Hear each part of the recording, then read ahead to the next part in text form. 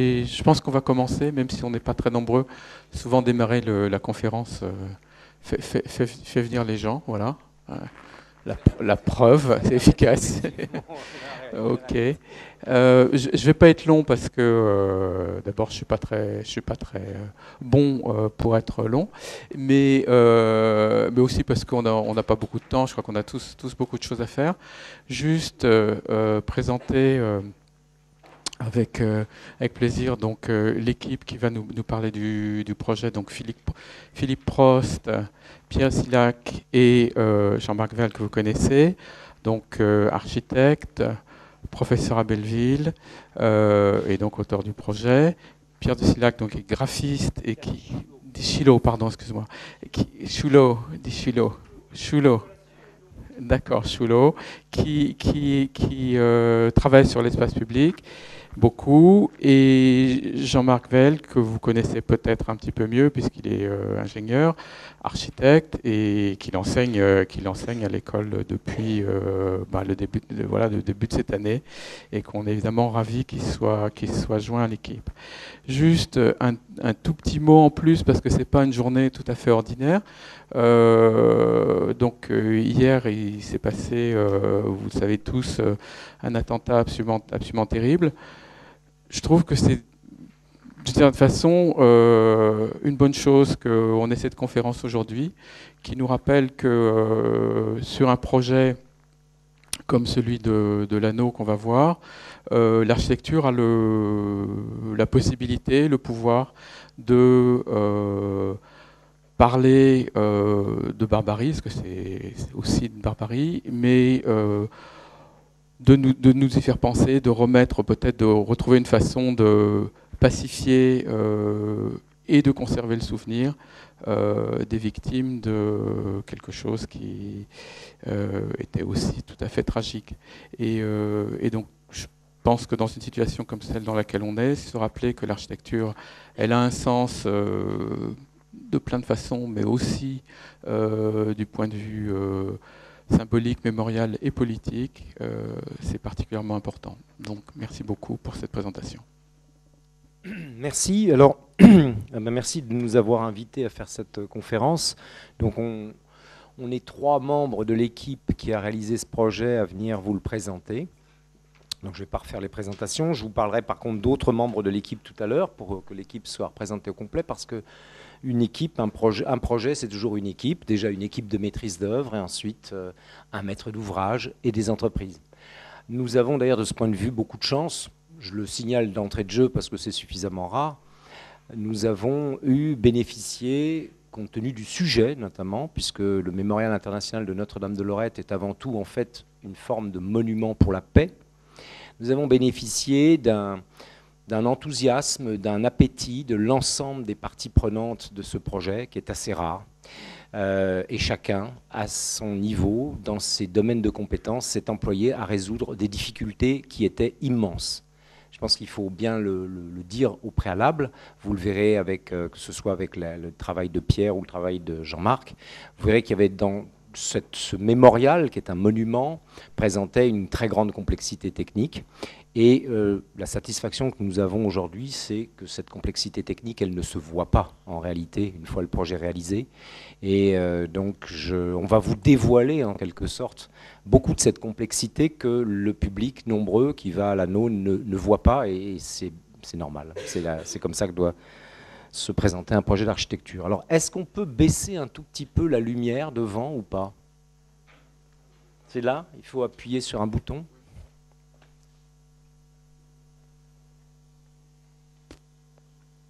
Ah oui. Merci, voilà. Donc, on va faire une intervention en 4 temps. Je vais commencer par présenter le projet tel nous l'avons conçu. Et puis ensuite, Pierre parlera donc d'écrire les noms. Et ensuite, Jean-Marc parlera de la question structurelle, qui est une question essentielle dans ce projet. Et enfin, je conclurai en vous présentant un certain nombre de vues de l'ouvrage achevé. Donc ici, une vue qui vous présente la plaine de l'Artois. C'est comme ça qu'on arrive sur les collines. Vous avez deux collines, une à gauche, une à droite. Celle de gauche est celle de Notre-Dame-de-Lorette. À droite, c'est la colline de Vimy. Sur la colline de Vimy se trouve le plus grand mémorial national canadien, qui a été bâti là pour rappeler la mort des combattants canadiens pour reconquérir cette colline. Et sur la colline de gauche se trouve la nécropole nationale de Notre-Dame-de-Lorette, qui est une nécropole, elle, française, qui est la plus grande nécropole, plus importante que celle de Verdun, et où se trouvent réunis les corps de 44 000 soldats qui ont été tués là. Pour conquérir... Ah oui, il faut un peu le stimuler. Ah oui, alors par contre, il avance plus vite que moi. Je ne sais pas ce qu'il a fait. Ouh là là, il me dérange. Voilà. Oui, pour conquérir cette colline qui était un enjeu stratégique. Les deux collines étant un enjeu stratégique.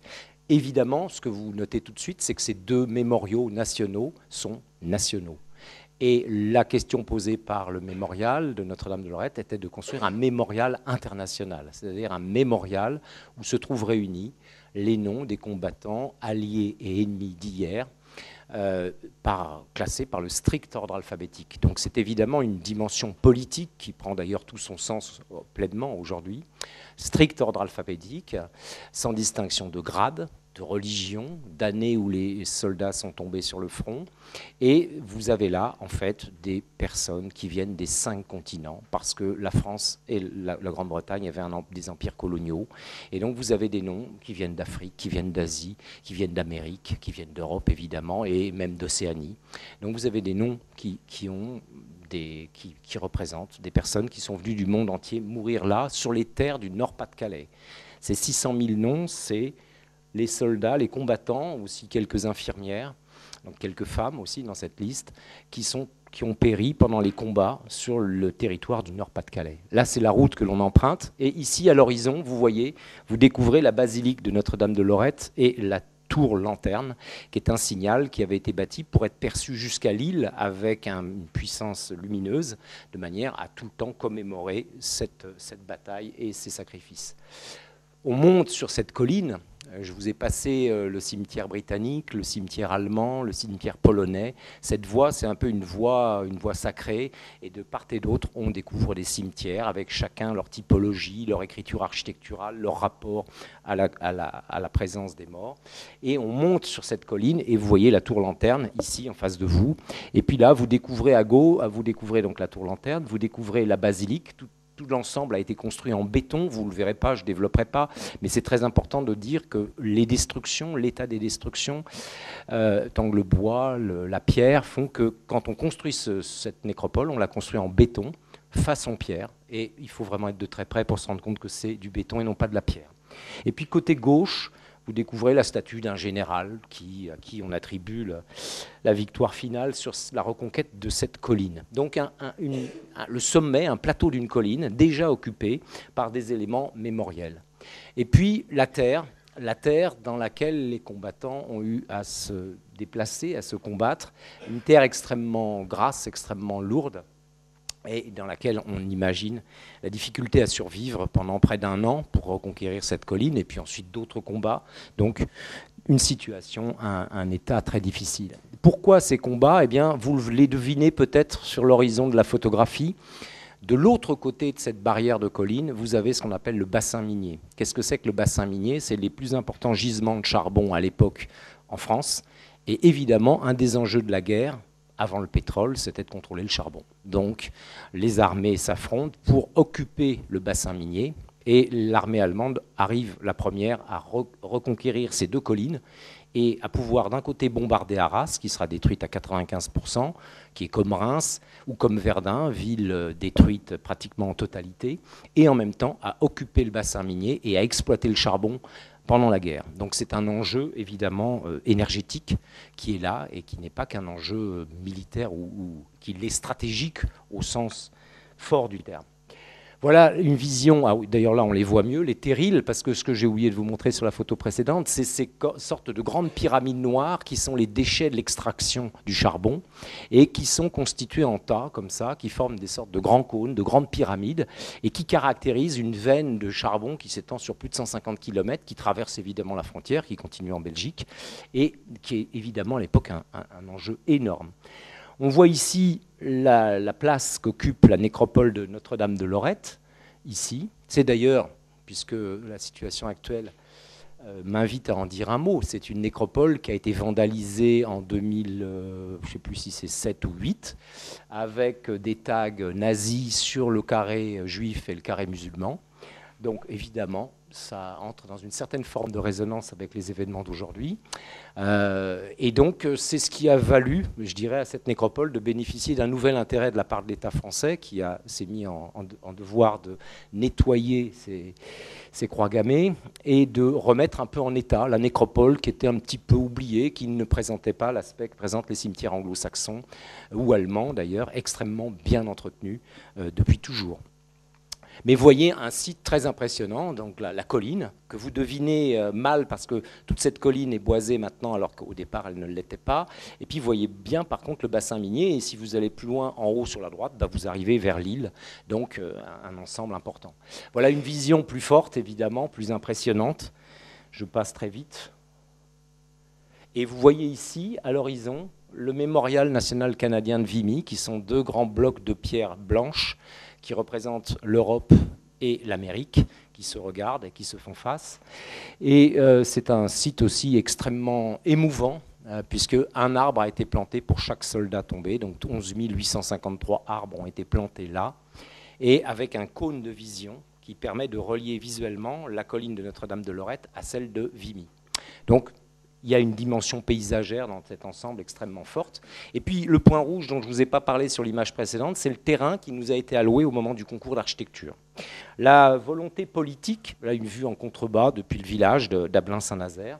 Et puis ici une vue de l'église d'Ablain-Saint-Nazaire qui a été conservée en son état de ruine volontairement pour témoigner des destructions. Et donc il n'y a pas eu l'ambition de la reconstruire, de la restaurer, mais au contraire de la garder dans son état de ruine. Ça n'est pas le seul de ces témoignages, il y en a d'autres qu'on voit dans le lointain, mais c'est la plus proche, et donc évidemment, là aussi, ça a fait l'objet de travaux, d'entretien. Tout ça pour dire qu'il y a eu un concours d'architecture qui a été lancé, on était à la fin de 2011, c'est un projet qui a aussi la particularité d'être allé très vite, parce qu'il y avait un enjeu très fort, qui était de pouvoir inaugurer ce mémorial le 11 novembre 2014, puis la première année des commémorations liées à la Première Guerre mondiale. Donc, concours fin 2011, plusieurs équipes, dont des équipes prestigieuses comme Ricciotti ou Fouxas ou Chartier-Corbasson. Donc, on était 5 équipes à avoir été retenues. Et un rendu qui s'effectue au février 2012. Évidemment, la question est une question politique, avant toute chose, qui est posée par le président de la région, Daniel Percheron, qui avait visité à la fois le mémorial des vétérans du Vietnam, qui avait visité d'autres mémoriaux, comme celui de la Shoah à Paris, et qui voulait absolument inscrire la mémoire des combats et de la mort dans sa région dans un monument dédié à la paix, et donc un monument international. Donc c'est véritablement une commande et un souhait politique qui, on peut le constater, là aussi, en cette journée particulière, c'est important de le dire, c'est un projet qui n'a pas fait l'objet de combats politiques dans l'Assemblée régionale. C'est un projet qui a été voté à l'unanimité, ce qui est assez rare. Assez rare pour le dire. Donc ici, un petit document juste pour vous montrer un peu le terrain, pourquoi cette colline qu'on n'a pas très bien vue tout à l'heure. Vous voyez ce plan à courbe de niveau. Vous voyez la colline de Notre-Dame de Lorette qui est ici, qui se présente avec comme des espèces de petits ravins successifs. Et là, ces lignes noires ou tiretées, c'est les lignes de l'avance du front et de la reconquête. Alors évidemment, des combats atroces, des tranchées, des combats à la baïonnette, des choses épouvantables. La reconquête de ces collines occasionne environ 100 000 morts. Tout belligérant confondu, donc des combats très très violents pendant plusieurs mois pour reconquérir ces collines qui vont finir par être reconquises en 1915. Et en 2015, non, en 1915, et donc un site qui va aussi, un autre élément qui est important, c'est de dire qu'ensuite, à partir de 16, le front est découpé entre les alliés, c'est-à-dire qu'à l'époque, on va répartir le front, et la partie nord du front va être confiée aux Britanniques, aux Anglo-Saxons, au Commonwealth, et la partie est aux Français. Je dis ça parce que l'équilibre des noms est marqué par cette répartition du front à partir de 1916. Donc ça, c'est un petit aide-mémoire des gardes d'honneur, parce que dès l'après-guerre, donc dans les années 1920, est construit cette nécropole nationale. Je vous conseille à ce propos d'ailleurs le livre de Pierre Lemaître, Au revoir là-haut, parce qu'il parle exactement de cette situation, de cette problématique de réunir les corps, de construire des cimetières, de zones interdites parce qu'elles ont été tellement bombardées qu'on interdit d'y reconstruire. Je ne vais pas développer, mais dans les années 20, donc on construit cette nécropole et tout de suite se met en place ce qu'on appelle à l'époque les gardes d'honneur, qui existent toujours aujourd'hui, c'est-à-dire des bénévoles volontaires qui font partie d'une association et qui se relaient à tour de rôle toute l'année pour gardienner cette nécropole, la nécropole nationale. Et donc, évidemment, c'est important pour un architecte de comprendre l'histoire d'un lieu, pour faire un projet qui ait du sens. Autre vue, que vous voyez ce poilu qui est dans cette tranchée, vous voyez en contrebas l'église que je vous ai montrée tout à l'heure. Et évidemment, ça vous donne l'idée de ces boyaux, de ces tranchées, de ce paysage complètement lunaire. Il n'y a plus un arbre, il n'y a plus une maison, il n'y a plus rien. Des millions d'obus ont été déversés sur ce secteur.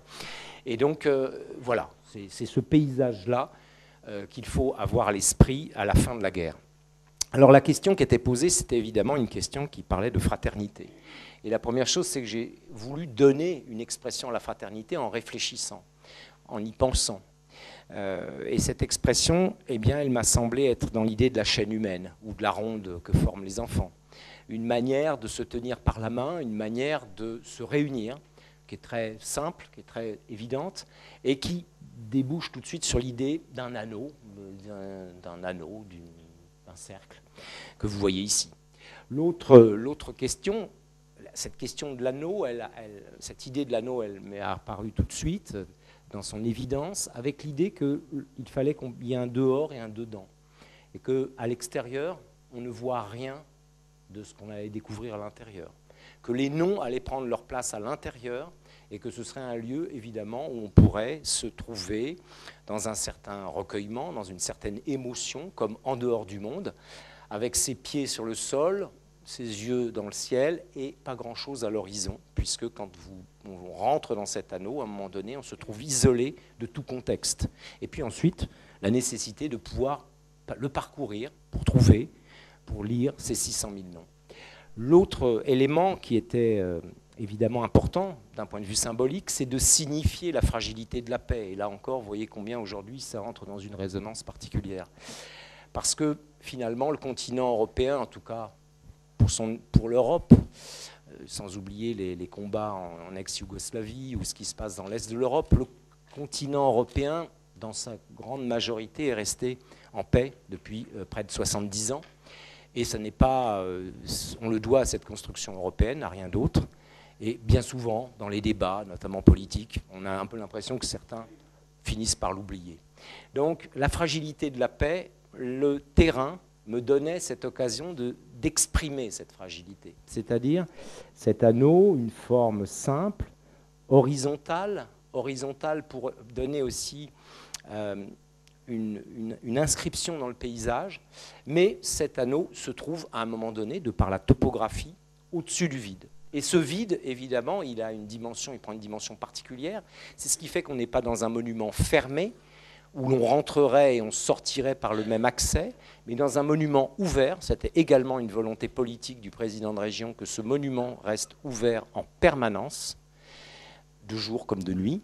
Et donc une possibilité d'y accéder par une saignée qui est pratiquée dans la terre, d'une manière un peu métaphorique de ce que sont toutes ces tranchées qui ont découpé le terrain, mais qu'on puisse aussi y accéder par un chemin de grande randonnée qui passe en contrebas. Donc qu'on soit sur un monument ouvert au sens propre, ouvert au sens plein de la chose, et cette déclivité, évidemment, fait qu'à un moment donné, on va passer en dessous de l'anneau, et que là, on va ressentir à la fois le poids de cet ouvrage, qu'on va aussi, quand on va faire le tour de l'anneau et lire les noms, eh bien qu'on va aussi à un moment donné marcher au-dessus du vide. Évidemment, là aussi, ça a fait prendre conscience physiquement, émotionnellement, spatialement de cette fragilité. Et c'est donc quelque chose que le terrain, que le contexte a amené au projet. Une petite maquette d'étude avec une première mise en place de cet anneau. Alors cet anneau, vous voyez, l'idée initiale était un cercle, mais elle est très vite devenue une ellipse. Une ellipse parce qu'il fallait tenir dans un terrain qui a été alloué par l'État à la région, qui est ce terrain que vous voyez, qui est délimité par une route, puis par un chemin, pardon, et par une route. Et évidemment, 600 000 noms, c'est considérable. Je laisserai Pierre développer ce point. Mais c'est considérable, et très vite, on se rend compte que le cercle n'y suffit pas, qu'il faut davantage d'espace. Et très vite aussi, une autre métaphore m'apparaît, c'est l'idée du livre, les pages du livre. C'est-à-dire, au lieu d'avoir un ruban circulaire intérieur lisse, on le façonne comme des pages qu'on déplierait et dans lesquelles on va aller lire le nom de tel ou tel autre. Donc, avec cette première chose, et en la combinant à l'idée de passer du cercle à l'ellipse, on arrivait à peu près au stade du concours à se dire qu'on arrivait à faire tenir l'ensemble de ces noms. Voilà un document graphique qui vous donne aussi une idée de l'échelle de la nécropole à côté du petit village ou de la petite ville qui est en bas. Et évidemment, la ville des morts se trouve sur le haut de la colline, la ville des vivants dans la vallée, et l'anneau se place sur ce terrain qui est en porte-à-faux, en belvédère, au-dessus de la plaine, au-dessus du village. Et évidemment, c'est une place très importante. Et là, c'est quelques documents que nous avons remis au stade du concours. Un premier document qui était un plan de masse qui représentait l'implantation de l'anneau, avec cette idée que l'art et la nature pouvaient trouver une juste combinaison à travers ce projet. Et puis ici, trois documents, une élévation et deux coupes. L'élévation que vous voyez en haut, elle exprime déjà le projet, c'est-à-dire l'idée d'un ruban gris couleur de guerre, muet, avec aucune inscription dessus. Le document que vous voyez en dessous, c'est l'idée de pénétrer à l'intérieur de cet anneau par une sorte de saignée dans la terre. On va se trouver à un moment donné dans un effet de tunnel, puisque au-dessus on peut marcher. Et puis enfin, la coupe longitudinale basse présente l'intérieur de l'anneau, avec l'arrivée que je vous ai montrée, et le fait qu'on puisse circuler en dessous.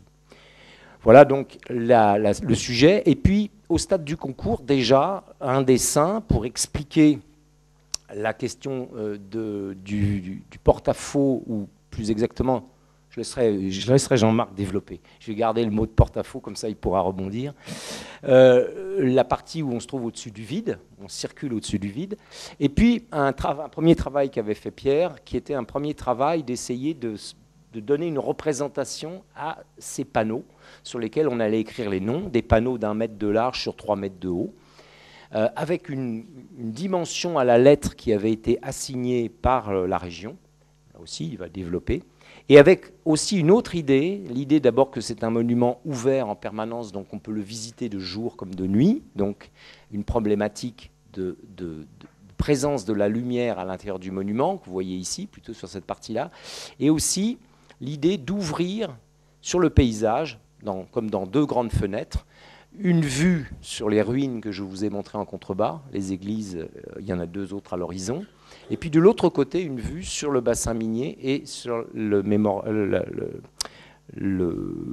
monument national canadien de Vimy. Donc mettre en relation, quand on est à l'intérieur, à un moment de son parcours dans l'anneau, l'intérieur, les noms avec le paysage, la mémoire de la guerre, d'autres monuments qui se trouvent à cette même hauteur. Et puis là, c'est un extrait d'un film d'1 minute qui nous avait été demandé dans le cadre du concours, où on avait, en montant dans la tour lanterne, essayé de voir ce que l'on allait pouvoir découvrir de là-haut, c'est-à-dire d'un seul coup, de voir cette confrontation entre ce grand cimetière où les alignements sont polytecnicien, comme le dit Yves Lemaner, dont j'ai oublié de citer le nom pour l'instant, qui est l'historien qui a piloté le projet aux côtés du président de la région. Et on voit évidemment cette très grande régularité, cette nécessité d'occuper au maximum le terrain pour mettre ces 44 000 corps. Et puis à côté, donc le mémorial international qui trouve sa place d'une autre façon. Et puis une petite photo, parce que finalement, dans la vie, il y a toujours des choses assez étranges. Nous sommes réunis à un moment donné, voilà, vous avez toute l'équipe, je vais citer tout le monde, comme ça sera fait. Et à un moment donné, on s'est rendu compte, parce qu'on était réunis dans mon bureau, on s'est dit, c'est quand même incroyable, ça ne nous avait jamais frappé l'esprit, mais la table sur laquelle on se réunissait était elliptique également. Donc voilà, c'est juste, parfois on ne sait pas tout à fait ce qu'on fait, ou on ne sait pas exactement pourquoi on le fait, et il y a des raisons à toute chose. Alors ici, l'équipe, ça va me permettre de vous présenter David Besson-Girard, qui est paysagiste, qui a pris sa part dans ce travail. Ici, Yann Thomas, qui est artiste lumière, qui a donc travaillé sur la mise en lumière, ou plutôt en mouvement des noms la nuit par la lumière. Ensuite, Lucas Mont-Saint-Jean, qui a dirigé toutes les études et le chantier à l'agence, donc un des architectes qui travaille avec moi à l'agence. Pierre Dichulio, que vous reconnaissez là, ici, avant la barbe. Là, Jean-Marc Veil, que vous reconnaissez également. Raphaël Fabry, qui a dirigé les études avec Jean-Marc. José Antonio Juan Marin, qui a travaillé sur le concours à l'agence chez nous. Et puis Catherine Seller, qui travaille aussi à l'agence. On travaille ensemble et qui a eu, je dois dire, parce que les choses sont beaucoup plus complexes, qui a eu aussi tout de suite l'idée qu'il fallait que dans l'équipe, on ait quelqu'un avec nous comme Pierre, c'est-à-dire dont le métier soit le travail sur la lettre et sur l'écriture. Ce qui a été évidemment un atout. Alors, l'ellipse, elle va faire finalement 323 mètres de périmètre. Et l'ellipse, évidemment, ma préoccupation permanente, c'était de me dire, mais ça va être grand comment, quel rapport au site on va avoir. Alors, le petit travail des comparaisons auxquelles vos enseignants doivent vous demander de vous livrer, j'imagine, c'est évidemment intéressant de mettre ça en rapport avec des choses qu'on connaît, qu'on pratique soi-même. Vous voyez, vous pouvez faire tenir le mémorial à l'intérieur du Palais Royal. Vous voyez aussi que il fait une petite partie du Colisée. Vous voyez que la dimension d'un terrain de rugby, là aussi, symboliquement, c'est un peu étonnant. Mais les codes ne sont pas si éloignés que ça. Voilà, donc se rendre compte de ça. Et puis quand on gagne le concours, on se dit aussi, qu'est-ce que ça va donner? Alors on a fait comme faisait Vauban en son temps avec ses ingénieurs, on est allé piqueter le terrain. Parce que moi, ça me préoccupait énormément. Je me demandais vraiment, vous avez beau faire des 3D, des films, des trucs, tout ça c'est très très bien, mais la vraie vie avec l'humidité de l'air, le frémissement de l'herbe, l'horizon, c'est autre chose. Ça se fait pas. Ça se refait pas. Et donc, quand vous plantez des piquets dans le terrain, d'un seul coup, ça commence à prendre une figure. On commence à se dire, ah, c'est grand, ah, c'est pas si grand que ça, c'est plus grand que je ne croyais. D'ailleurs, c'est toujours surprenant. C'est jamais ce que l'on imaginait, en fait. Voilà, quelques photos. Et puis, un autre élément très frappant, à l'approche des commémorations, on s'est dit, on a repensé à cette idée de la chaîne humaine, et Lucas a fait un petit document absolument extraordinaire. Les 579 606 noms qui sont gravés à l'intérieur du mémorial. Si vous imaginez que c'est une personne de taille moyenne et que vous tenez par les mains avec vos voisins, vous pouvez faire ce cercle-là. Donc ça donne une idée de la dévastation et de ce qu'était la Première Guerre mondiale en termes de destruction humaine. C'est la première guerre industrielle où des hommes sortent de la tranchée avec en face d'eux des mitrailleuses contre lesquelles l'honneur, le courage n'ont plus aucun sens et ni aucune vertu. Mais ils continuent de combattre comme ça parce qu'ils ont été élevés dans cette idée-là. Et c'est ce qui, évidemment, est destructeur maximum. Et évidemment, l'état-major est aussi dans cet esprit-là. Donc, voilà ce que ça représente. Et ce sont uniquement, si je puis dire, les morts sur les champs de bataille du Nord-Pas-de-Calais. C'est-à-dire 2 départements sur les 7 ou 8 concernés par la ligne de front à l'ouest. Voilà. Et puis, un mot, et puis là, je vais passer la parole à Pierre, c'est que cette ellipse, comme un cœur qui bat, elle n'a pas cessé de se dilater et de se rétracter. Pourquoi? Parce que la possibilité de réunir ces noms, c'est quelque chose d'extrêmement symbolique. Et il a fallu que la France obtienne l'accord de l'Allemagne et de la Grande-Bretagne. Avec l'Allemagne, ça s'est passé tout seul, si je puis dire. Je pense que notre passé historique commun fait qu'on a une forte envie de tourner les pages.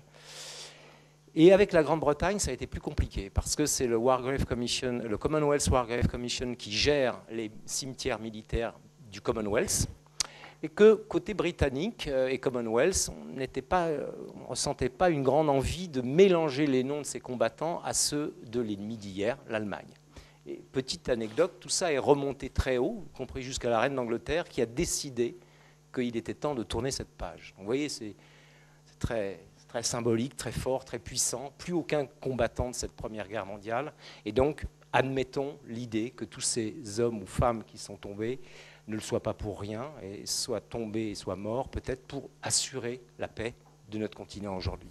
Voilà, donc cette ellipse, elle va varier dans sa taille parce que le montage, l'assemblage, si je puis dire, pour utiliser un horrible terme, l'assemblage des listes de noms de Berlin, de Londres et de Paris, c'est un énorme travail, parce qu'il faut d'abord vérifier si ces gens sont bien tombés dans ces deux départements. Ensuite, il faut les mêler, les réunir par l'ordre alphabétique. Ça doit être évidemment vérifié. La région Nord-Pas-de-Calais a missionné 4 personnes à côté de son chef chargé de mission pour lire les 1 400 000 morts français, puisqu'il n'y avait pas d'outils informatiques pour savoir. Il y a des livrets militaires, on sait où ils sont tombés, mais il n'y avait pas d'outils qui permettaient d'un seul coup d'avoir toute la liste. Nos amis britanniques, eux, avaient cet outil, plus tourné d'ailleurs vers la mémoire et vers leur cimetière que nous. Et puis les Allemands avaient évidemment subi les destructions de la fin de la Seconde Guerre mondiale, donc ils étaient obligés de réassembler des fichiers qui n'étaient pas ceux qui étaient, qui étaient détenus à Berlin. Donc d'autres sujets, mais tout ça s'est fait. Mais ça s'est fait ensuite, cette livraison, si je puis dire, elle s'est faite au fur et à mesure des études de projet. Et on ne pouvait pas attendre d'avoir toute la liste pour commencer à travailler. Donc on a commencé à travailler, et c'est ce qui fait que quand la taille moyenne d'un nom, c'est 18 caractères ou 24, vous comprenez très bien l'effet foisonnant que représente près de 600 000 noms.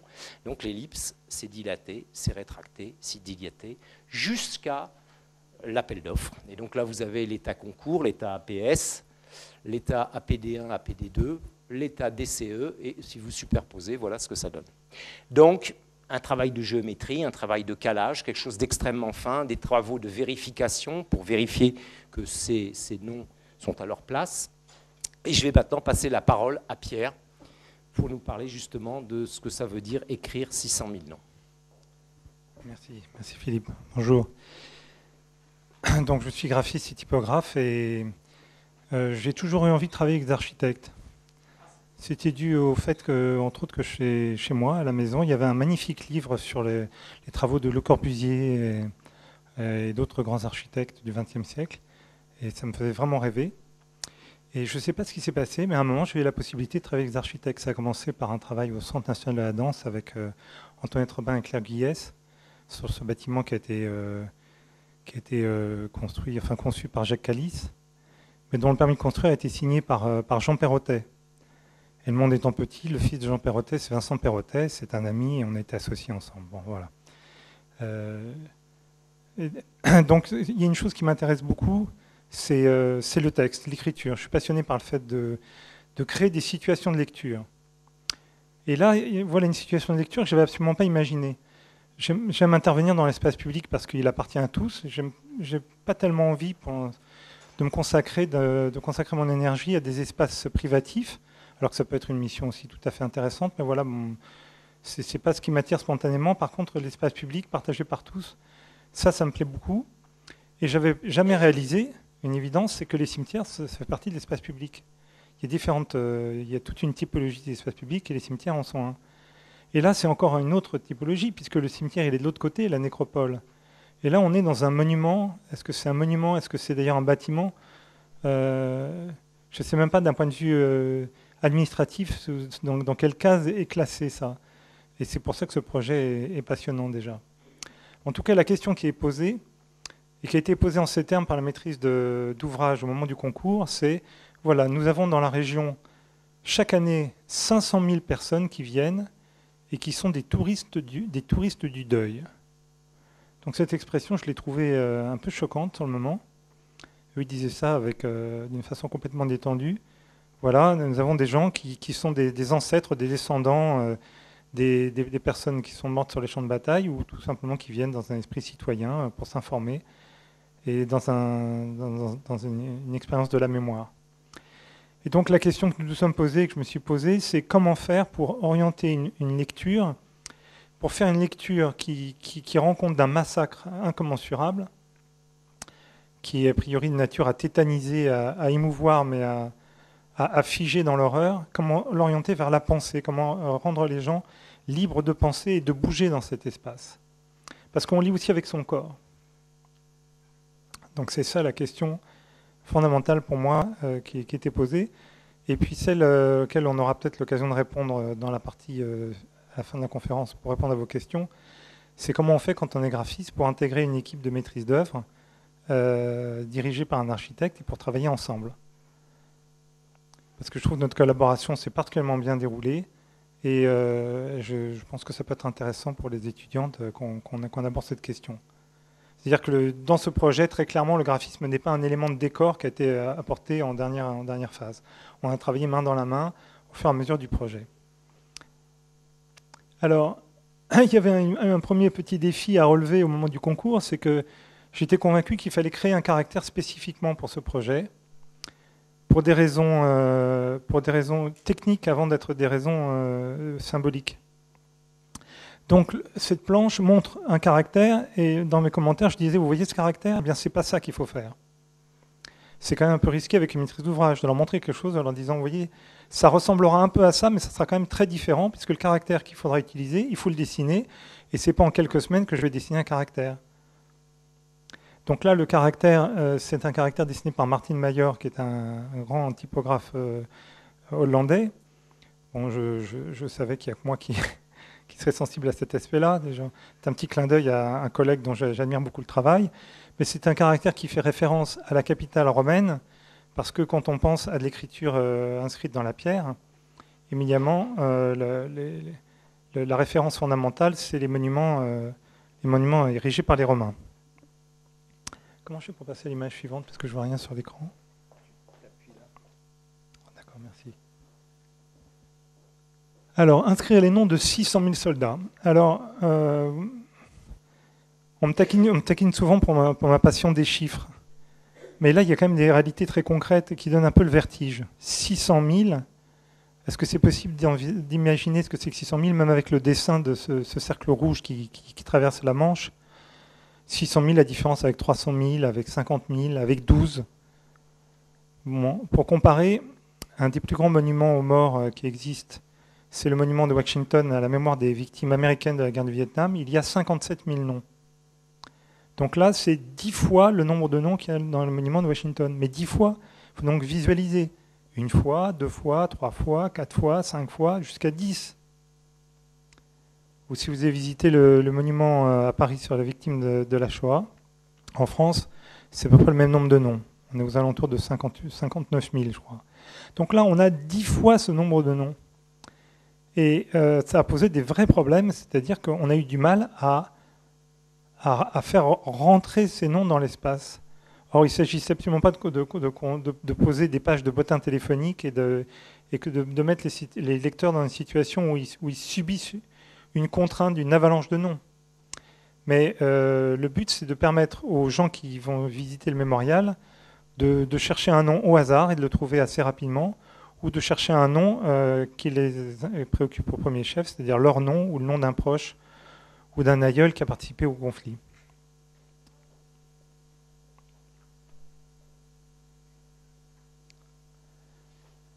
Alors, j'ai dessiné pour la conférence ce schéma, mais c'est une chose dont je me suis rendu compte dans les tout premiers temps du concours, c'est que si on multiplie ce nombre de noms, à l'époque on disait 600 000, hein, aujourd'hui je sais que c'est 579 606, mais bon, 600 000 noms. Si on fait une moyenne, on savait qu'il y avait en gros 294 000 noms de Britanniques, plus de Britanniques que de Français pour la raison qu'a donné Philippe tout à l'heure, 174 000 noms d'Allemands, 110 000 noms de Français et 8 000 noms d'autres nationalités. En passant, il y a des nationalités assez étonnantes. Il y a par exemple des Inuits qui sont venus mourir là. Parce qu'il y a des lieutenants recruteurs de l'armée canadienne qui sont allés chercher des tireurs d'élite dans le Grand Nord.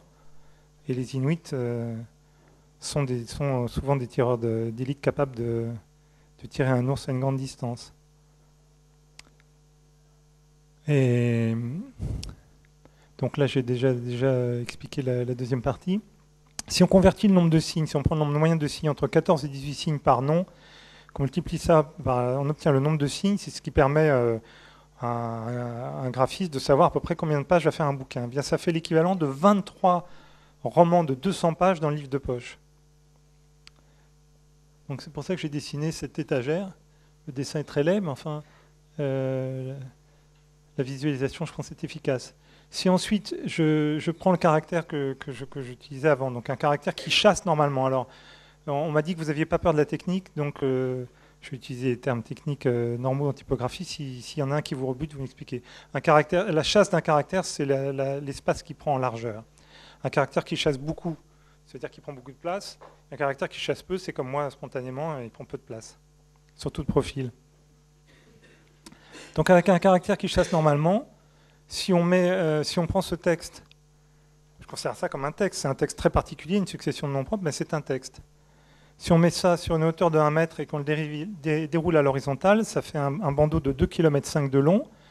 Et on voit que dans un terrain de 3 hectares, qu'on nous a généralement attribué, qui fait 200 mètres de côté sur 150 mètres, en prenant 10 mètres d'espace, donc c'est pas énorme, 10 mètres pour se retourner.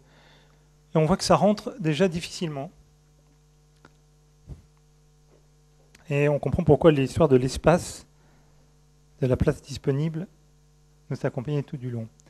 Bon, là, je vais accélérer. Bon, il y a la question du sens de lecture. Je montre là, dans cette image, comment l'orientation, évidemment, du système d'écriture change complètement la problématique de la lecture. Dans une ellipse, quand on se déplace à l'intérieur, spontanément, on a plutôt tendance à tourner dans le sens horaire, et chance, il se trouve que ça correspond à notre sens de lecture. On est donc dans le sens horaire et on lit de gauche à droite. S'il avait fallu construire ce monument, par exemple dans un pays arabe, on aurait eu une problématique différente, puisqu'on aurait été obligé de lire dans le sens inverse, c'est ce qu'il lui montre. L'image en bas à droite montre que l'élément fondamental qui va permettre la lecture pour un monument donc à l'extérieur, c'est la lumière. Or, on nous demandait dans le cahier des charges que ce texte soit gravé. Et quand c'est la lumière qui vient permettre la lecture d'un caractère parce qu'il est gravé, la lumière venant du haut, même en hiver quand elle est basse, les horizontales sont plus facilement ombrées que les verticales. D'accord ? Donc je savais qu'en créant mon caractère, il faudrait que j'insiste sur les verticales, puisqu'elles seraient a priori moins contrastées par la lumière.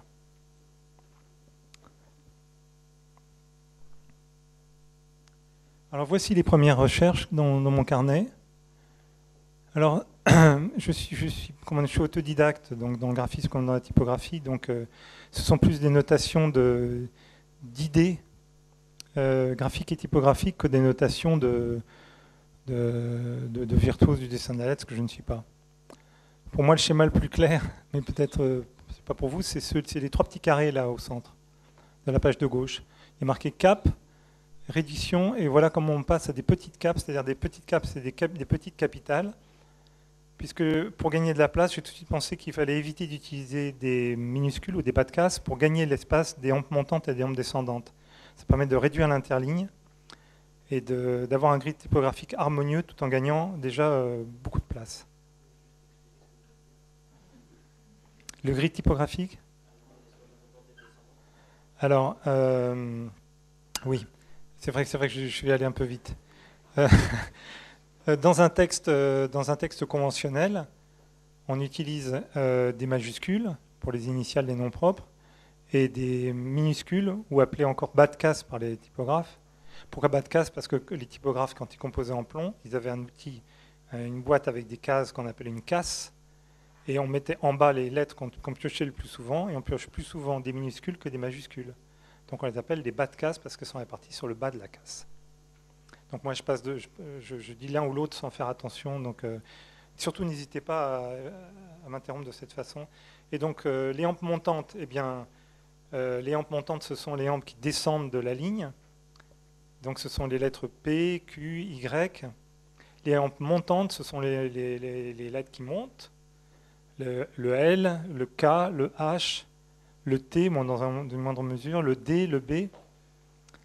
Et moi, quand je regarde un caractère, à la limite, je ne lis pas, je regarde, ah oui, tiens, il y a une proportion de 1,47 entre les hampes montantes et les bas de casse. On appelle ça l'œil des X et l'œil des Y. Les X étant les minuscules et les Y les capitales dans cette expression. Est-ce que ma réponse vous est claire? Donc, parce qu'une chose qui vous est complètement familière, mais qui va vous étonner, en fait, on n'utilise pas un système d'écriture, on en utilise 4, nous. On écrit en capital et en minuscule, et en caractère cursif et en caractère stabilisé. Donc on utilise très couramment 4 systèmes d'écriture, on a l'impression que ça en fait un seul. Ça doit vous troubler aussi comme remarque. Être cursif, c'est ce que fait votre voisin, c'est qu'il écrit à la main sur un carnet. Cursif, c'est-à-dire comme la main qui court. Tandis que quand vous lisez un caractère imprimé, ici, toutes les lettres sont séparées.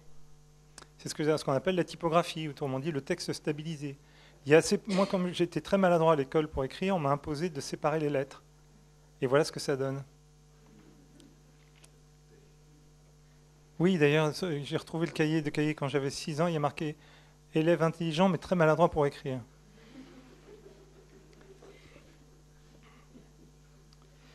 Donc, je prends des notes. Alors, je pourrais commenter, par exemple, le Q, on voit un Q avec une barre verticale sur la page du centre, vous voyez? C'est un peu inhabituel, mais en fait, c'est une référence, quand je fais ça, c'est une référence à l'histoire de la lettre Q. C'est un peu étrange en français, mais ça veut dire le visage, initialement. Parce que imaginez que vous mettez 2 points. En fait, c'est l'icône d'un visage avec la ligne du nez qui se prolonge et du cou qui commence. Chez les Égyptiens, ça part d'un hiéroglyphe où le visage est stylisé. Ça vient de la lettre Q. Puis ensuite, sous la force de ce qu'on appelle le ductus, qui est un autre terme un peu barbare, le ductus, c'est le rythme donné par le sens d'un système d'écriture. On écrit de gauche à droite et le ductus fait qu'il y a des lettres qui sont transformées. Et c'est comme ça qu'il y a l'apparition des lettres dites cursives, justement. Parce qu'on a commencé, nous, en Occident, avec nos lettres majuscules, qui ont été stylisées par les géomètres grecs. Et petit à petit sont apparues les lettres cursives, ou minuscules. Bon, je vais avancer. Donc, une chose qui me frappait au départ, c'était...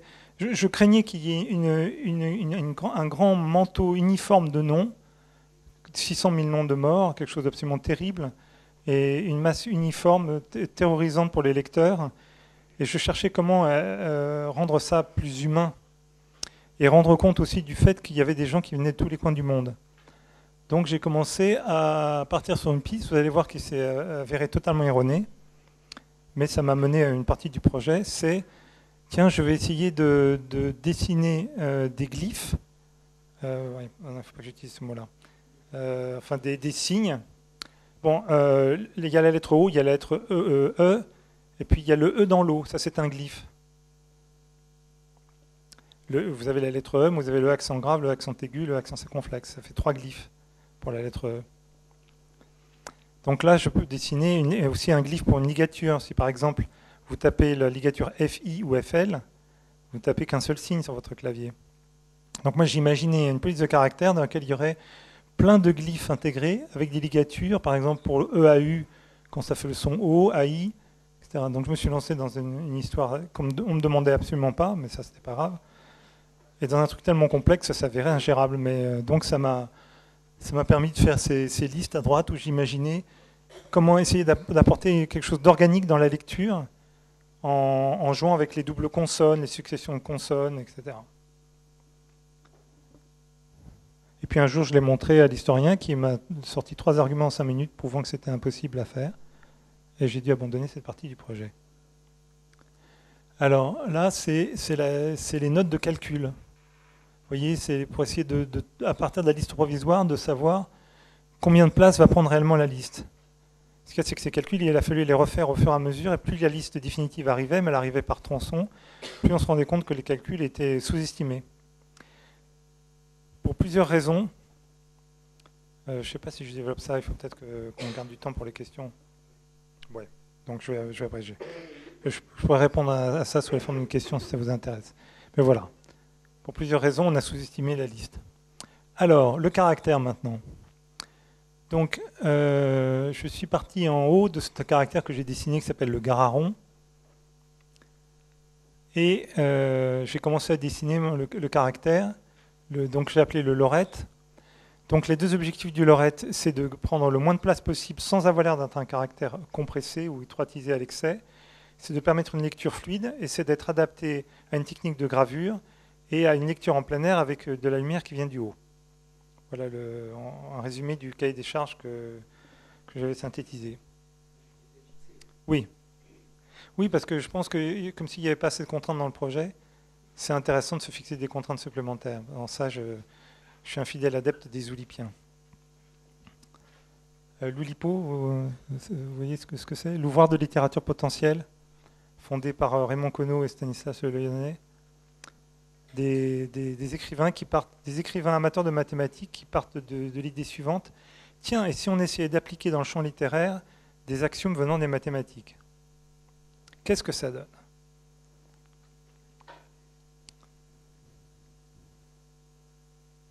Alors voilà les premiers schémas,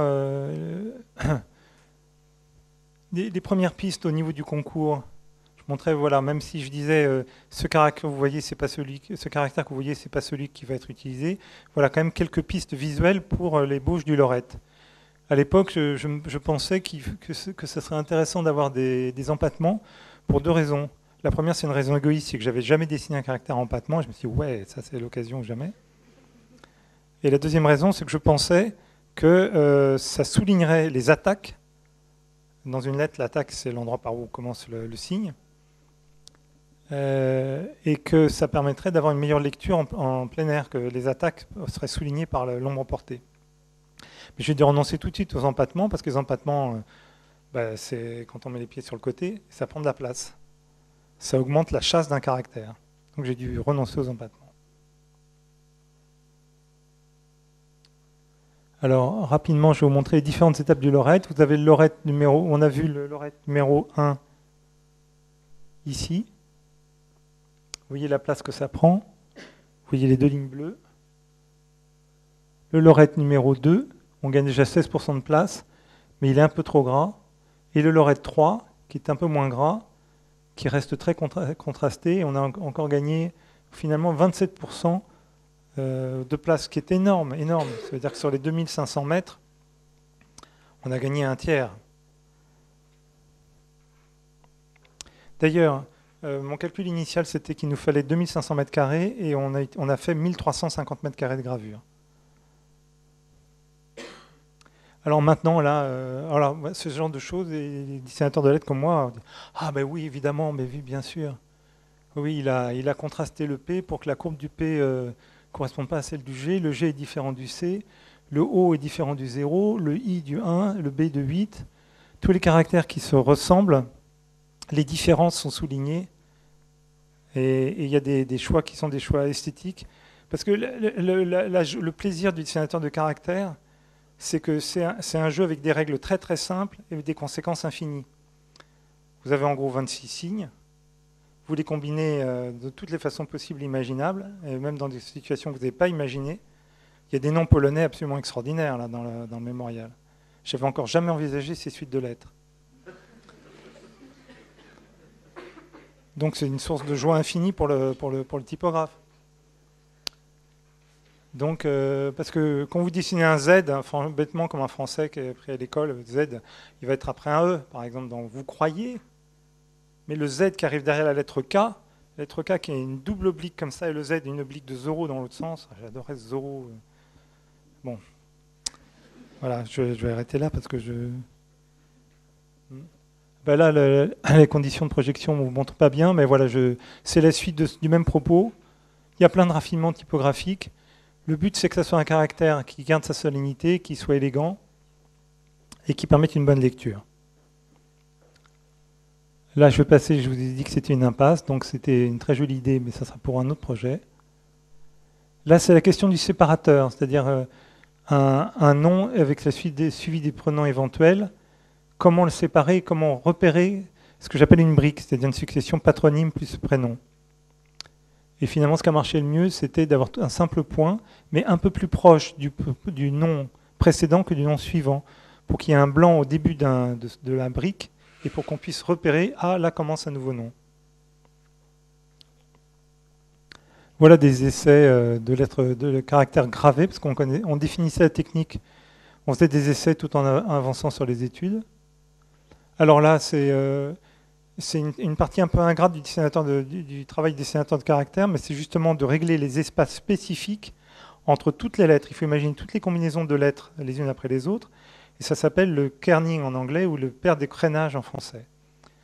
Et donc, il faut régler les espaces, c'est-à-dire que quand la lettre M est suivie par la lettre N, comme ce sont deux lettres qui ont un début et une fin verticale, c'est standard, mais quand un A précède un V, il faut rapprocher le V, et c'est pour ça que ça s'appelle un crénage, parce qu'avant, en plomb, on taillait des créneaux dans les plombs pour qu'ils puissent se superposer.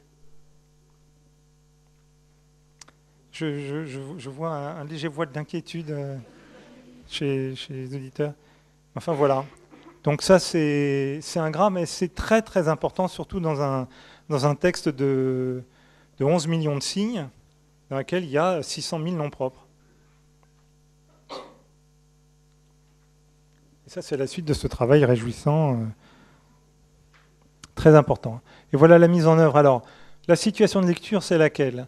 Bon, comme a dit Philippe, on est devant une double page qui forme aussi une sorte d'alcôve, ce qui est propice à un recueillement individuel, ce qui est important dans un lieu qui est entièrement ouvert. C'est donc un lieu qui est à la fois collectif, mais qui permet une certaine intimité dans son rapport de lecture. Et il y a une lettrine qui marque le début le premier panneau de chaque lettre. C'est important puisque, par exemple, la lettre M, il y a 57 panneaux. Donc on repère à peu près à 20 mètres ces lettrines qui font 10 cm de haut, mais qui sont très visibles. Et ensuite, toutes les 30 lignes, vous avez les 3 premières lettres du nom correspondant qui apparaissent. C'est comme les entrées d'un dictionnaire, ça vous permet de retrouver un nom en quelques minutes. Et voilà la répartition des lettres dans l'ellipse. Donc on voit la répartition très inégale du nombre de noms en fonction des lettres de l'alphabet.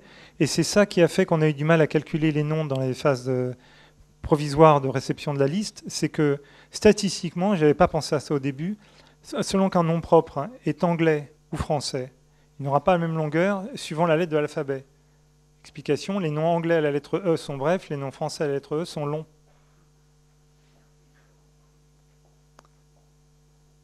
Vous voulez que... Bon, il y a beaucoup de noms anglo-saxons qui commencent par la lettre W, par exemple. Moi, spontanément, comme je suis français, enfin d'origine italienne, mais je n'ai pas imaginé qu'il y avait autant de noms à la lettre W. Mais les noms à la lettre W, étant des noms anglo-saxons, sont souvent des noms assez brefs, d'une ou deux syllabes maximum. Donc j'ai de cette façon quand même sous-estimé le nombre total de signes qu'il y aurait à la lettre W. Comme c'est à la fin de la liste et qu'on a reçu la liste d'abord de A jusqu'à G, puis de G jusqu'à L, au fur et à mesure que la liste arrivait, elle enflait non seulement en nombre absolu, mais en nombre relatif, proportionnellement. Au début, il y avait 14 signes en moyenne par nom, puis 15, puis 16. Donc on a commencé avec une liste qui devait faire 9 millions de signes, on arrive à une liste qui fait 11 millions et demi de signes. Et c'est pendant ce temps-là que j'ai dessiné les différentes versions du Lorette, et heureusement la dernière version permet de chasser moins. En fait, c'est comme si quand je dessinais, les livres étaient déjà posés sur une étagère. Si je dessine un peu trop large, il y a des bouquins qui tombent de l'étagère. Mais si je retouche le A, le D, les livres reviennent sur l'étagère. Bon. Ça, c'est des documents techniques très importants qui servent de guide de pose. C'est pour les gens qui ont réalisé la gravure et posé les plaques. C'est un inventaire pour qu'ils ne se trompent pas. Malgré ça et malgré la grande qualité de ces équipes, il y a eu 12 panneaux qui ont été intervertis. Mais c'est tout à fait compréhensible quand il y a 57 panneaux à la lettre M, 32 à la lettre B, etc. Et donc, c'est à ça que sert le suivi de chantier. Et donc, voilà, je suis passé sur le chantier, j'ai dit, celui-ci, il faut l'intervertir avec celui-là. Ils ont dit, ah bon, comment vous voyez la différence? Je lui ai dit, regardez. Mais il y a par exemple 3 panneaux avec rien que des noms Smith. Il y a 3600 Smith. C'est absolument terrifiant. Donc ces petites erreurs sont bien compréhensibles et ont été rectifiées sans difficulté. Je vous montre maintenant des images de la gravure réalisée.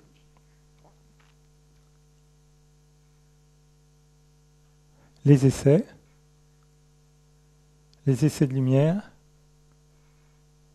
et une petite image du travail réalisé. Je repasse la parole à Jean-Marc. Je crains d'avoir été terriblement long. Je suis très triste d'avoir raté ça. Récupérer un petit bout. Bien.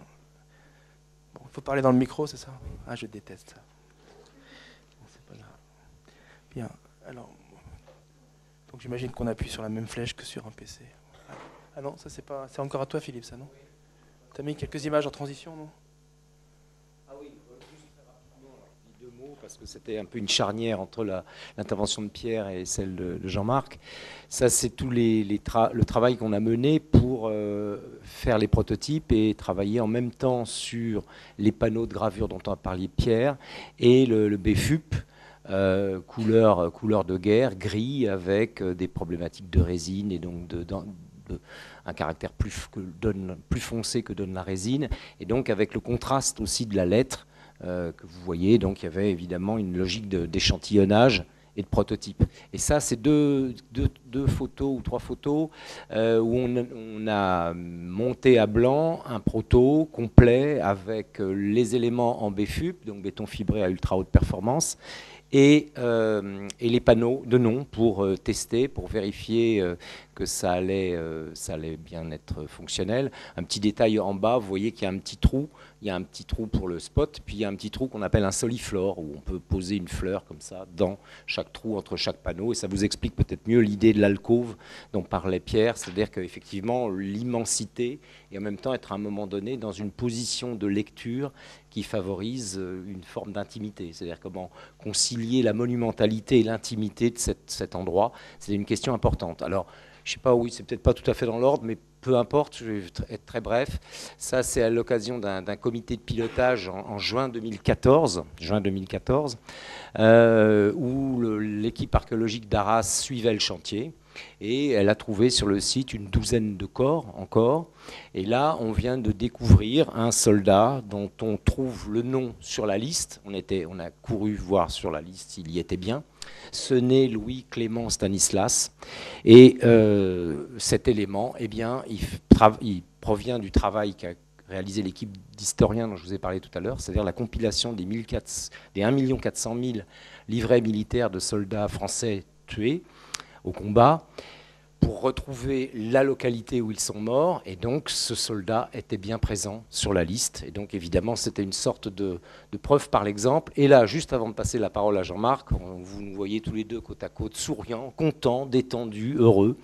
Eh bien tout simplement parce qu'on vient de décoffrer la partie qui est en suspension au but du vide, et vous avez là toutes les équipes qui sont réunies, à la fois l'équipe de l'entreprise de TP, de travaux publics, qui s'appelle FHTP, qui a construit l'ouvrage, et puis les compagnons qui sont là, le contrôleur technique, Jean-Marc Glay, qui a beaucoup contribué au travail de cet ouvrage. Voilà, je passe la parole à Jean-Marc, parce que je crois que là, c'est ta partie. Bon, écoutez, j'ai mis comme image d'introduction les croquis de Philippe Prost et puis les noms des entreprises ou des personnes qui ont participé à ce travail. Du côté de l'entreprise, je voulais commencer par citer mes confrères, le BIEP du groupe FH et CEREMA, qui ont évidemment grandement et essentiellement participé au développement de l'ouvrage. Je me rappelle très bien du jour où Philippe Prost m'a invité chez lui. Il y avait une maquette en carton avec une ellipse qui était plus ou moins en équilibre sur un plan en calapaque. Et il m'a regardé, il m'a dit « ça tient ». Et je lui ai dit « on verra ». Et en fait, j'étais sûr que l'idée était tellement juste et tellement forte que je me disais qu'on allait sans doute avoir de bonnes chances de le gagner et qu'après il faudrait se débrouiller pour que ça fonctionne. Et c'est ce que je vais essayer de vous raconter. Alors j'ai plus d'image. Ah, d'accord, je vois juste avec. Ok. Alors on va faire un zoom arrière, on va quitter les images remarquables de l'objet fini, le travail extraordinaire de Pierre, et se dire que lorsqu'on travaille sur un objet comme ça, du côté de l'ingénierie, le problème qui est posé, c'est le problème de faire en sorte que la solution technique de l'objet accompagne sa solution spatiale ou sa résolution spatiale, et après s'efface totalement pour l'usage ou l'ambition du projet, qui n'est pas de porter ou de franchir, mais qui est bien de proposer ce lieu, cet objet, cet espace en équilibre tel que l'ont présenté Philippe et Pierre. on fait un zoom arrière. Et d'abord, on peut s'attacher sur une image du chantier qui est la perception du volume depuis l'extérieur, et puis j'ai collé dessus une photo depuis l'intérieur pour vous dire qu'en fait, la caractéristique de cet objet, c'est qu'il est lourd mais creux, et ça m'a rappelé quelques idées développées notamment par Henri Siriani en son temps à l'école d'architecture de Paris-Belleville, qui était de dire que pour qu'un objet soit lourd, il ne faut pas seulement qu'il soit lourd, mais qu'il soit plus lourd que lourd. C'est-à-dire qu'il donne l'impression d'être un poids soulevé dans sa fonction la plus symbolique. Henri Siriani faisait référence par exemple aux pyramides d'Égypte, avec la pyramide qui est la forme qui dans l'imaginaire est la forme la plus lourde, et la mettant en relation par exemple avec le fronton des temples grecs. Et un exemple qui viendrait aussi dans cette histoire du plus lourd que lourd est le porte-à-faux de la maison sur la cascade de Wright, qui est aussi un porte-à-faux lourd mais creux. Donc la caractéristique de cet objet, c'est que de l'extérieur, l'anneau est massivement lourd, et à l'intérieur, il est non seulement complètement creux, mais il est creux ouvert, c'est-à-dire qu'il est creux selon une figure en L, et il est creux et il porte selon une courbe, c'est-à-dire qu'il a tout contre lui, dans le fond. Il n'est pas fermé pour résister à la torsion induite par la courbe, et il est relativement lourd néanmoins pour qu'on puisse se poser la question de franchissement d'une portée d'une cinquantaine de mètres au maximum. Une fois qu'on a dit ça, la question suivante qu'on se pose au stade du projet, là vous avez le traçage au sol du projet, donc ça c'est le moment où on trace les fondations, donc il n'y a pas trop de stress, on trace les fondations et dans le fond on y croit encore, on croit que ça sera simple, on croit toujours, voilà, c'est plutôt, excuse-moi, on croit toujours. Donc vous avez ici la mise en place des fondations de l'ouvrage. Et donc, en fait, si on prend un tout petit peu de distance, l'ouvrage est assez clair du point de vue statique, puisqu'en fait, il est la représentation statique de la topographie du site que Philippe a voulu mettre en valeur. En rouge, on a la partie de l'ouvrage qui s'appuie directement sur le sol. En bleu, on a la partie de l'ouvrage qui tire parti de la déclivité du site, qui s'appuie sur 4 appuis, sur une longueur développée de 125 mètres. Et puis en vert, on a la tranchée d'accès qui permet de percevoir l'anneau, on va dire comme un combattant, en temps de paix. Alors, d'abord, pour commencer, c'est une ellipse qui n'en est plus une, puisque, comme toujours, il faut trouver, comme le disait Prouvé, l'idée constructive qui soit celle du projet. Et bien sûr, il n'est pas question de demander à une entreprise de grosses œuvres, fût-elle un groupe comme Eiffage, de fabriquer des voussoirs qui seraient ceux correspondant à une ellipse. Donc on a commencé par transformer l'ellipse en une pseudo-ellipse, c'est-à-dire qu'on l'a transformée en l'association de fractions de cercles qui ont permis de rationaliser quelque peu la production des voussoirs.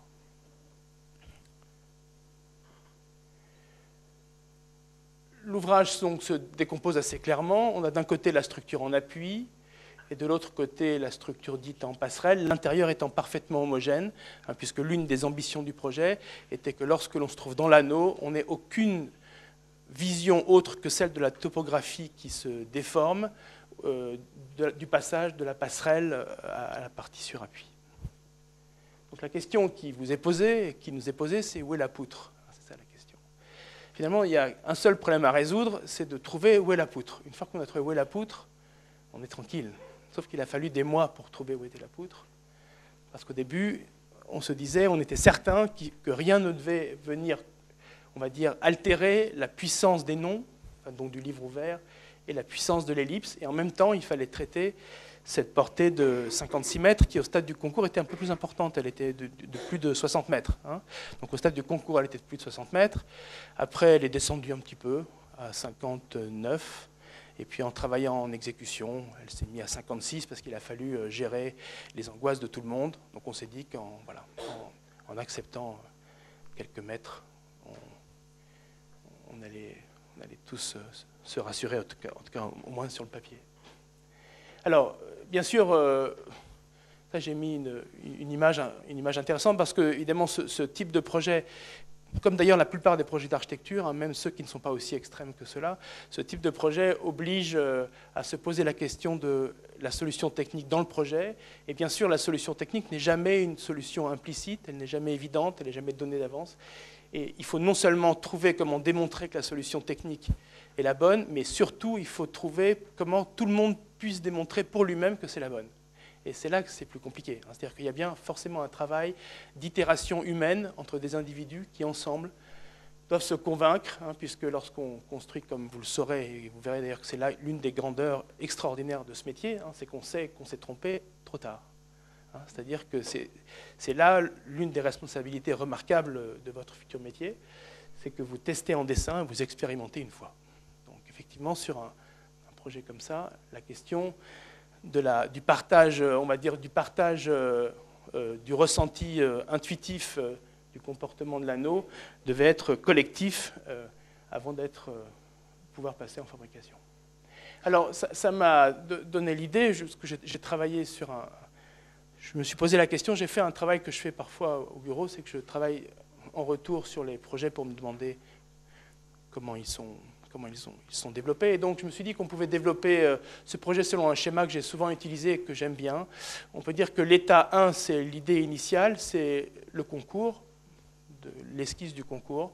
C'est le moment où l'intuition, la liberté, la pensée, l'ambition, le risque, on peut le porter.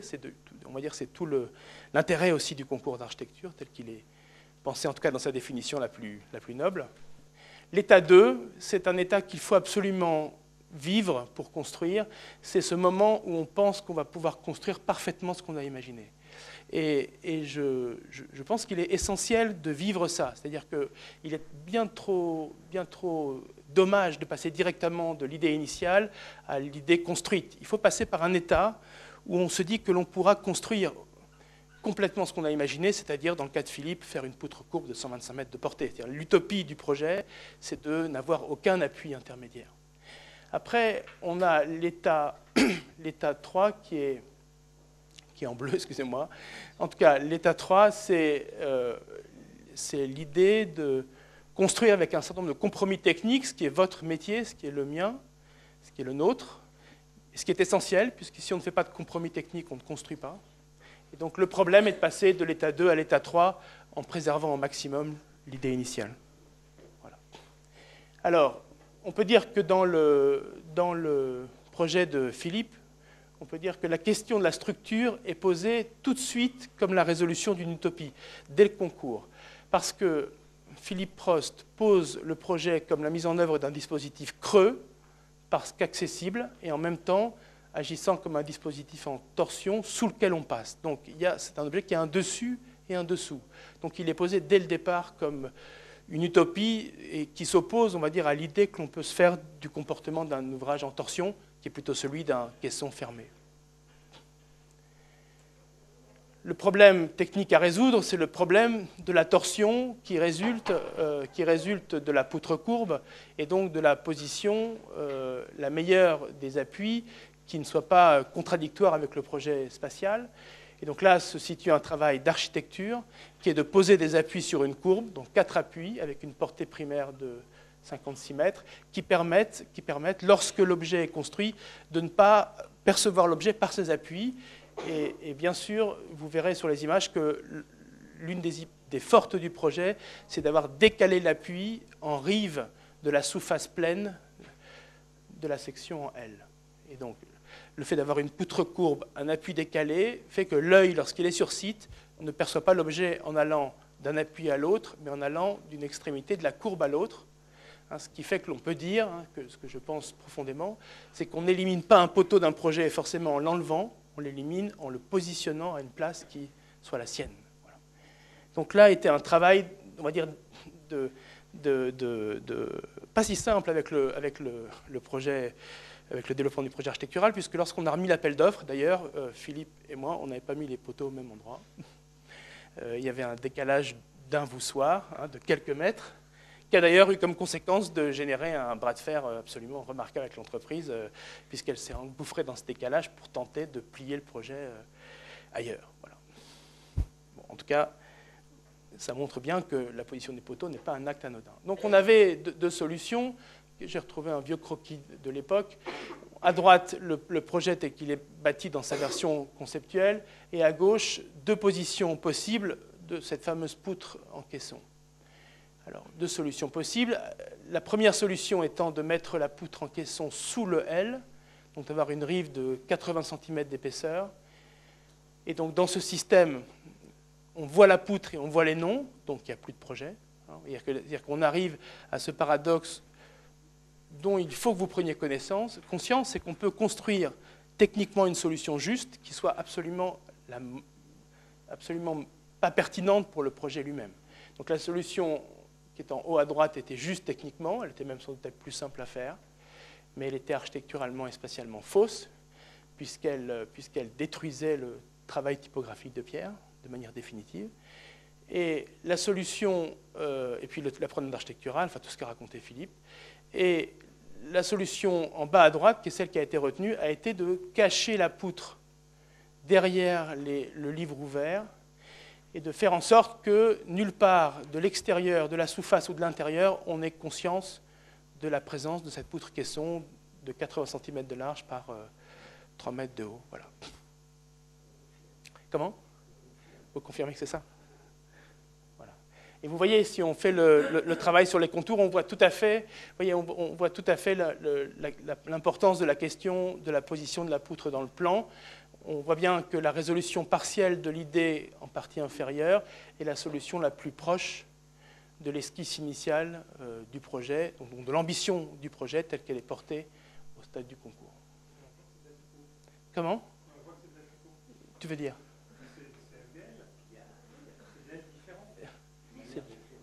C'est des L différents, absolument. Absolument. Et d'ailleurs, oui, c'est absolument ça. Oui. Alors, ce que je voulais vous dire, c'est que... Ah non, je vais éteindre, je vais faire une bêtise, je pense. On n'appuie pas là, non. On appuie où, d'ailleurs, tu sais ? C'est là ? Ah oui. Ce que je voulais dire, c'est que, vous voyez, en étant ici, l'appui est au milieu, donc tout à coup, on voit l'appui, on perçoit la courbe par l'appui, donc on est perdu, c'est raté. En ayant la courbe en L, l'appui est déporté, donc la partie pleine devient apparemment structurelle du dessous, l'appui est déporté, le caisson est caché, et tout à coup, lorsqu'on est face à l'objet et qu'on n'est pas ni architecte, ni ingénieur, ni constructeur, ni partie prenante de cette histoire, on ne voit pas les appuis. Ça, je l'ai vérifié. C'est-à-dire que la conscience humaine est happée par la rive et la continuité de la courbe. Voilà. Les appuis, il y en a 4. On ne va pas s'arrêter là-dessus. Le problème est de gérer la torsion inhérente à la courbe et en même temps de permettre à la structure de se dilater. Donc l'appuyer, la bloquer en torsion et lui autoriser une dilatation pour qu'elle s'adapte le mieux possible aux aléas climatiques du site, qui est un site extraordinairement venteux, comme j'ai vu ça il y a 15 jours. Vient ensuite la question de sa mise en œuvre. Alors, on voit ici la sous-face. Donc là, la sous-face avant que David Besson-Girard intervienne, avec la mise en paysage du site. L'entreprise me disait, nostalgique, qu'elle aurait aimé qu'on conserve la pile en béton, l'appui glissant et la structure pour montrer la puissance de son intervention. Mais je pense qu'une fois le paysage mis en place, la puissance de l'intervention est plus forte puisqu'on ne voit pas. On ne comprend pas directement comment s'opère le dispositif. Lorsque c'est négocié avec l'entreprise, le passage de 59 à 56 mètres, qui semblait permettre à tout le monde de s'apaiser, j'étais certain que la puissance de la courbe ne serait pas impactée par une réduction de sa longueur de 5%, ce qui est le cas. Et vous voyez aussi l'intérêt là, on tire parti de la section L. Le caisson est ici.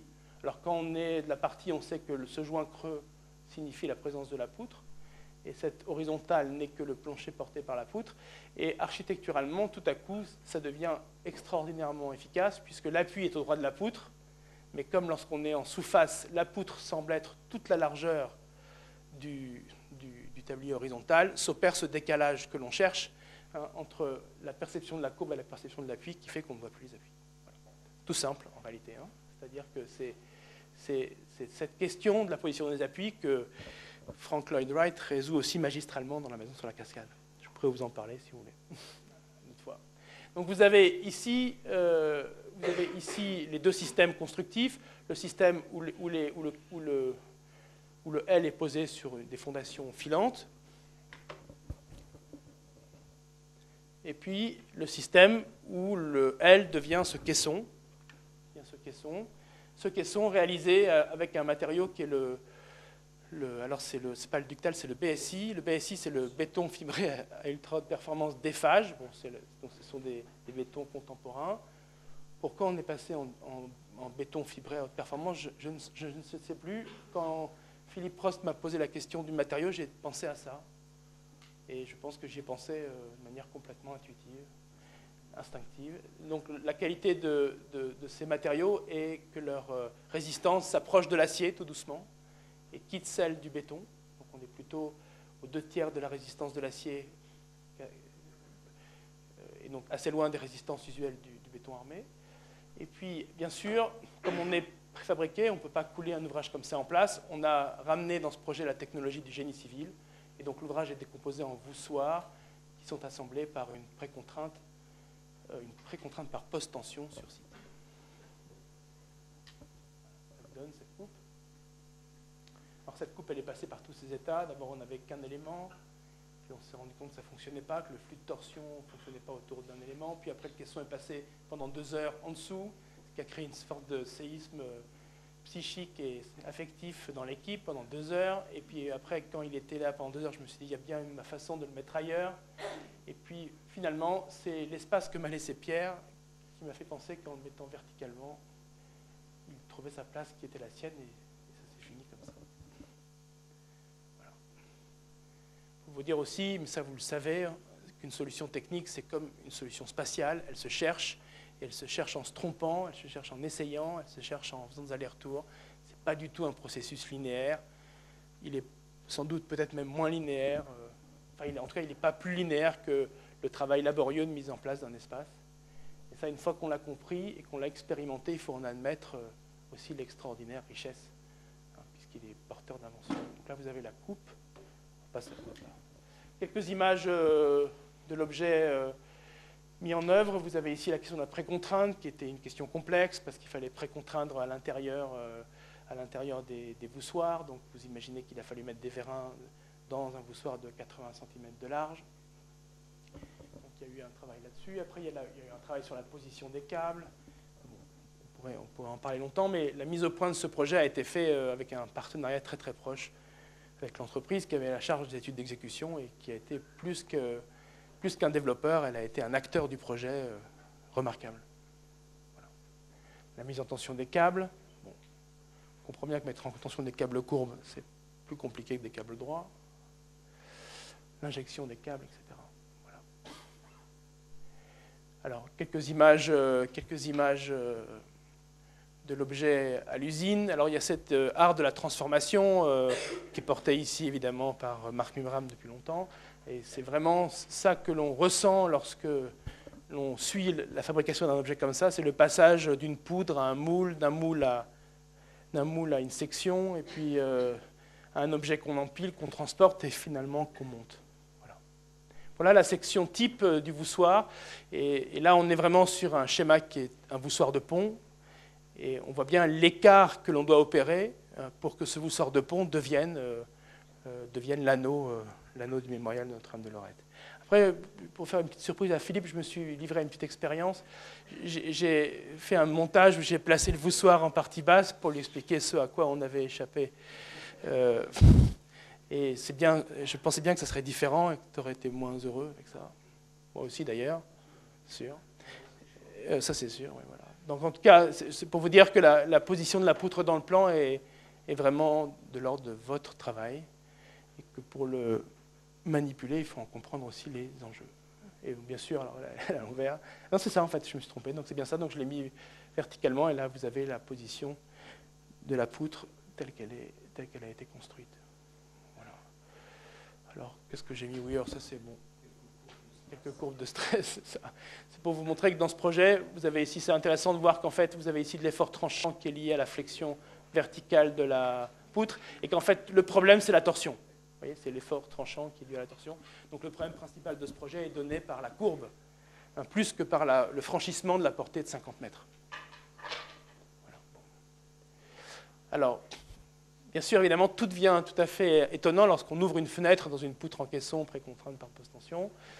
Donc là, à ce moment-là du projet, on se sent assez seul. Non, je plaisante. Mais il y avait Raphaël qui était là.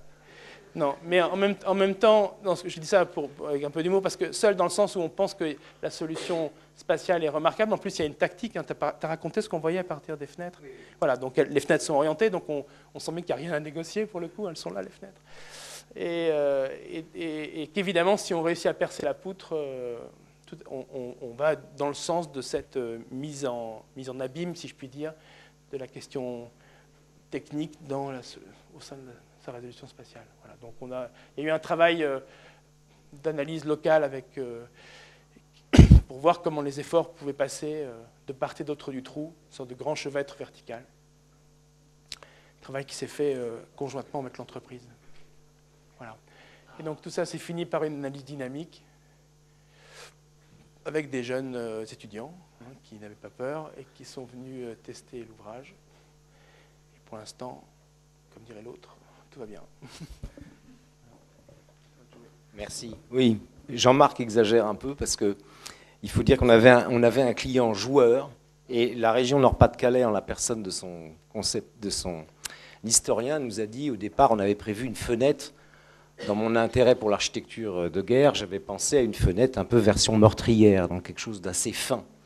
Et Yves Le Maner me dit, mais non, mais vous n'y songez pas, vous vous rendez compte de ce que vous donnez à voir, il faut ouvrir la fenêtre. Donc je me suis dit, après tout, il a raison. Sur le fond, il a raison, il faut ouvrir la fenêtre. Et c'est vrai que quand j'ai dit ça à Jean-Marc, il me dit, mais tu es sûr Et de toute façon, on ne pouvait pas faire autrement. Ils avaient envie d'avoir une vraie, grande, belle fenêtre, et je crois qu'ils avaient raison. Donc c'est vrai qu'on s'est arraché quelques cheveux. C'est vrai que tu n'as pas dit non plus la photo où on te voit la tête comme ça. Il y en a une deuxième, j'ai les deux. Il y a avant le début de la négociation et à la fin de la négociation. C'était le 16 décembre 2013.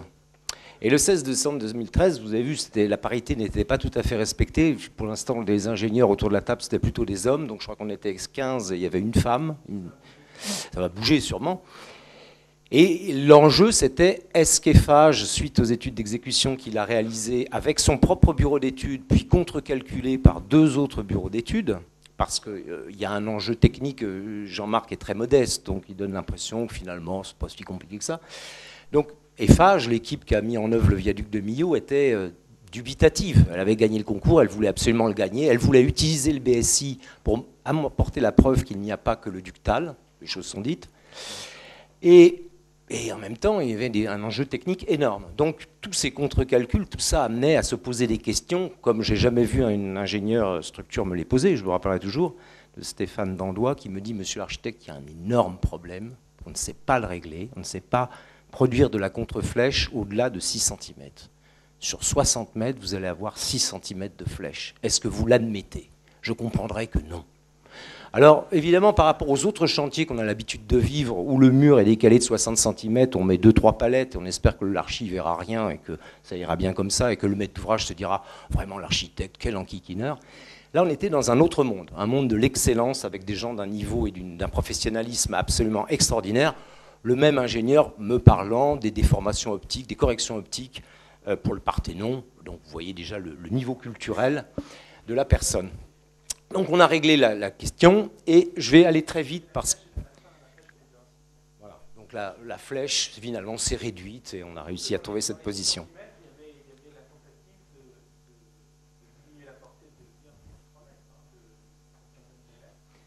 Alors nous on était quand même dans une grande angoisse parce que le 16 décembre 2013 pour livrer le 11 novembre 2014, je ne vous fais pas un dessin, c'est quand même assez court quand on connaît les temps habituels de réalisation d'un chantier. Actuellement.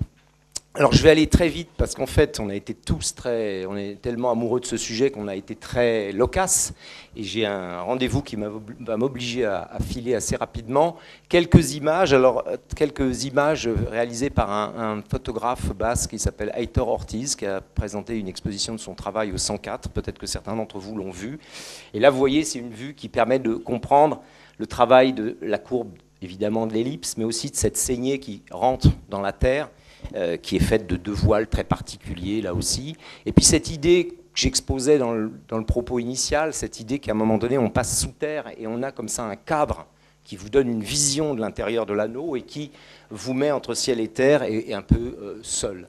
Voilà la vision de l'autre côté. Autre question qu'a abordée très rapidement Jean-Marc, c'est la question de la mise en température de cet anneau, puisqu'il y a une face sud, une face nord, et que donc ça induit des efforts considérables dans la matière, et que là aussi c'était un grand enjeu. Et je dis ça pourquoi? Parce que vous voyez le soleil qui tourne évidemment sur ces panneaux, qui les met en lumière, et vous avez évidemment ici cette vision qui peut aussi, par moments, paraître comme une espèce de gigantesque poutre horizontale, complètement linéaire, assez impressionnante. Le photographe, en haut et au milieu de l'ellipse.